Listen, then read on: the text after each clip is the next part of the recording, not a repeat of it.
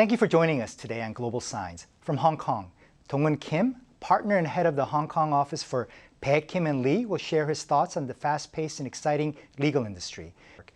Dong-eun, thank you so much for joining us today. Thanks for having me, Bruce. Thank you. It's been a year since the Hong Kong national security law came into force.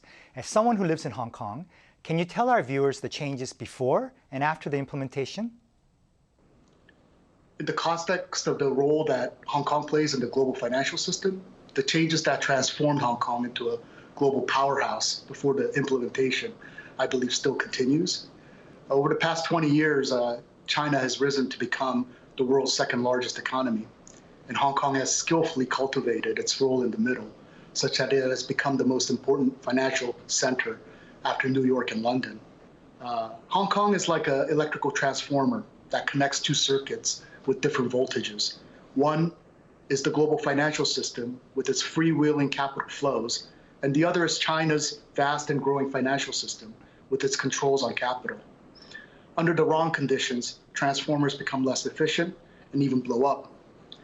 The key will be to keep this transformer working efficiently and connect it seamlessly with the global economy.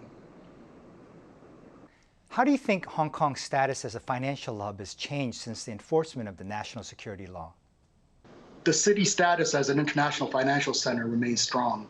Hong Kong continues to be the primary conduit between global capital markets and China's financial system.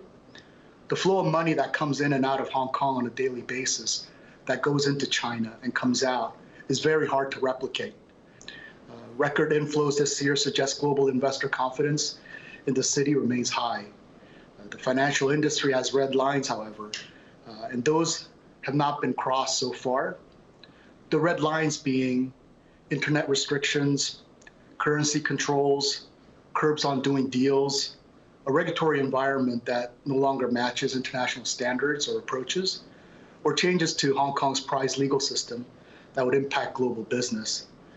We don't see that the financial industry is actually going to change their actions, but ultimately what they do is deals. And if you can still do a deal, they will do it. Now, why aren't foreign companies leaving Hong Kong despite the changes made by the mainland government? We haven't seen people leaving Hong Kong, and signs of an investor exodus are hard to find. Major global banks and financial institutions have maintained or grown their presence in the city. In many ways, it's a tale of two cities. Even before the pandemic started to bite, Hong Kong was in recession, which only deepened. There's the daily life of Hong Kong people, and some of the issues they face predated COVID, such as inequality issues between rich and poor.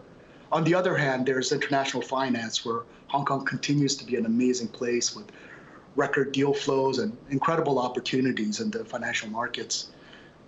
Geopolitical tensions and less hospitable U.S. capital markets to Chinese firms leaves Hong Kong in a unique role as a key fundraising center for Chinese companies, at least for the time being. In Hong Kong, there are only two Korean law firms. What was the reason for Bae, Kim & Lee in establishing an office in Hong Kong? Oh, we thought having a Hong Kong office is a decisive plus for us. These days, it's simpler than ever to handle work long distance, but in terms of competition and outreach, it's vital to be here in person. Hong Kong is an international financial hub that houses the regional head offices of our bank and fund clients, and their Korean investments and businesses are also managed from here. So we need to be here to advise on this inbound business. We also need to be here to advise our Korean bank and securities clients with their outbound investments. This has been the biggest change in my 25 years of practice, starting with the national pension system, which is one of the largest in the world. They manage so much money now that it can't be all invested in Korea and needs to go out and get invested globally. And this is where the Hong Kong offices of Korean banks and securities firms come in.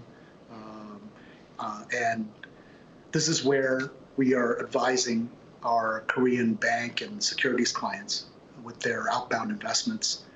And the third reason is to advise our Chinese clients who manage their Korean investments from Hong Kong.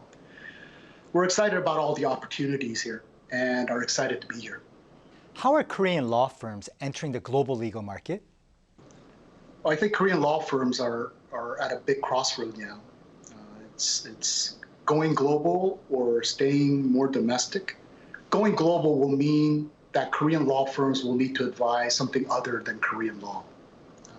It'll mean advising US law, English law, Hong Kong law, and having that platform. And it's really going with our clients out globally.